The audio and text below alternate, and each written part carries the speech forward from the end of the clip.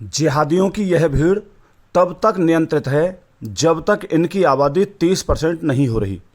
सोचिए, वर्तमान में आज यह 24 से 26% के बीच में है, तब इन्होंने पूरे देश के सभी राज्यों के सभी जिलों सभी तहसीलों में आतंक मचाया हुआ है।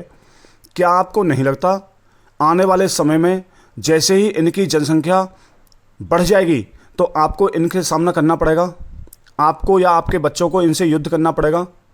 जब आपको या आपके बच्चों को इनसे युद्ध करना है, सोचो यदि आपके बच्चे इनसे युद्ध करेंगे तो क्या तब तक आपकी जनसंख्या और कम नहीं हो जाएगी? यदि आप आज इनसे युद्ध करने को तैयार हो जाओ, शासन प्रशासन संविधान संस्कार शिक्षा इन सारे जो अंधविश्वास है इनसे बाहर निकलो और सच्चाई को स्वीकार करो कि आपको एक ना एक समय इनसे युद्ध करना ही होगा, क्योंकि यह भीड़ हर दिन अनियंत्रित होती जा रही है।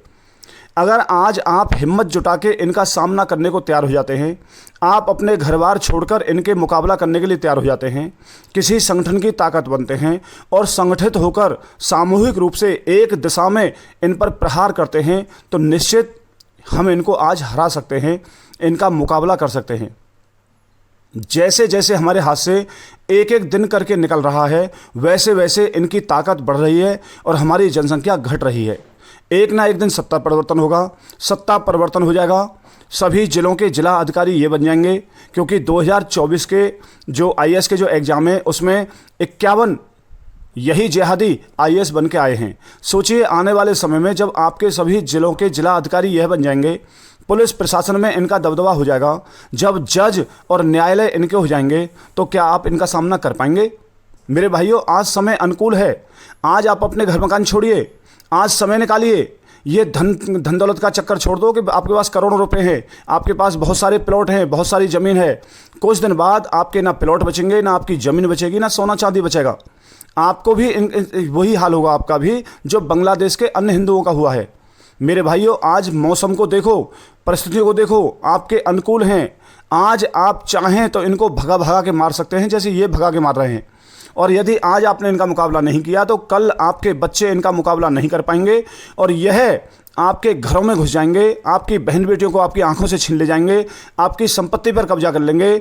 आपके सामने मरने के अलावा कोई दूसरा रास्ता नहीं होगा।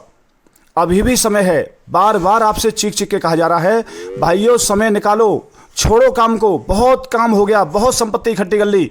जो संपत्ति आपके पास है आप इसी को बचा लो। क्यों और संपत्ति के पीछे पड़ रहे हो? क्यों दिन रात पागल हो रहे हो? इसे बचा नहीं पाओगे। इकट्ठे हो जाओ, अपनी बेटियों को यह संस्कार दोगे। आप देखिए कितने सुंदर कपड़े पहन रखे हैं। इसकी माँ को शर्म आनी चाहिए, इसके बाप को शर्म आनी चाहिए कि बेटी को क्या पहनाया है।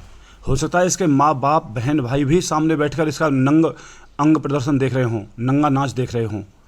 आप जब बच्चों को इस प्रकार के संस्कार दोगे तो क्या आपको लगता है जिहादी आपकी बेटी को छोड़ देगा? क्या आपको लगता है ये बेटियां बड़ी होकर आपका नाम कमाएंगी? क्या आपको लगता है इनकी कोख से महाराणा प्रताप छत्रपति शिवाजी जैसे वीर योद्धा पैदा होंगे?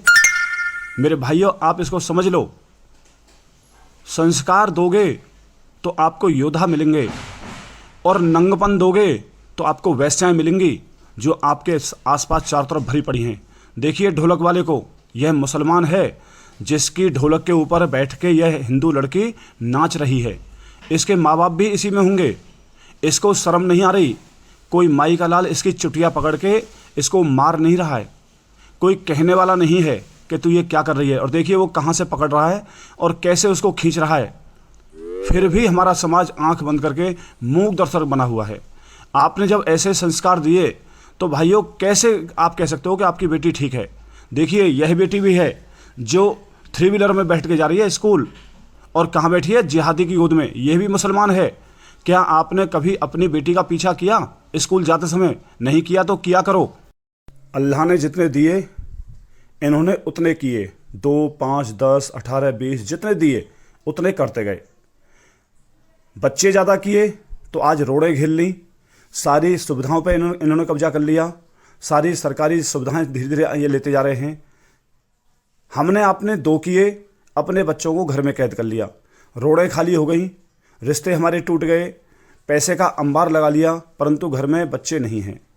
सोचिए, यह जनसंख्या के दम पर धीरे धीरे आपके अधिकारों को छीनते जा रहे हैं, आपकी संपत्ति पर कब्जा कर रहे हैं, आए दिन आपके ऊपर घात लगा रहे हैं, आप पर हमला कर रहे हैं। हमारी आपकी बहन बेटियों के 30 टुकड़े, 40 टुकड़े, 54 टुकड़े, 18 टुकड़े, 10 टुकड़े यहाँ वहाँ कत्ल करके डाल रहे हैं, ऐसे डरे कर रहे हैं, यह ज़मीन जिहाद कर रहे हैं। इस सबके पीछे जो कारण है वो एकमात्र कारण है इनकी बढ़ती हुई जनसंख्या, और हमारे आपके पतन का कारण है 1 और 2। हमने आपने बहुत समय पहले एक सपना पाला था कि 2 बच्चे करेंगे, एक को IAS बना देंगे, एक अच्छा पढ़ लिख जाएगा और दोनों बच्चे सेट हो जाएंगे। अब अपना विचार करो कि आपने 2 किए, क्या आपके दोनों बच्चे सेट हो गए? क्या आपके दोनों बच्चों को सरकारी नौकरी मिल गई? अगर आपके दोनों बच्चों को सरकारी नौकरी नहीं मिली, वो प्राइवेट नौकरी करके अपना जीवन यापन कर रहे हैं, तो मेरे भाइयों ज़्यादा बच्चे करो।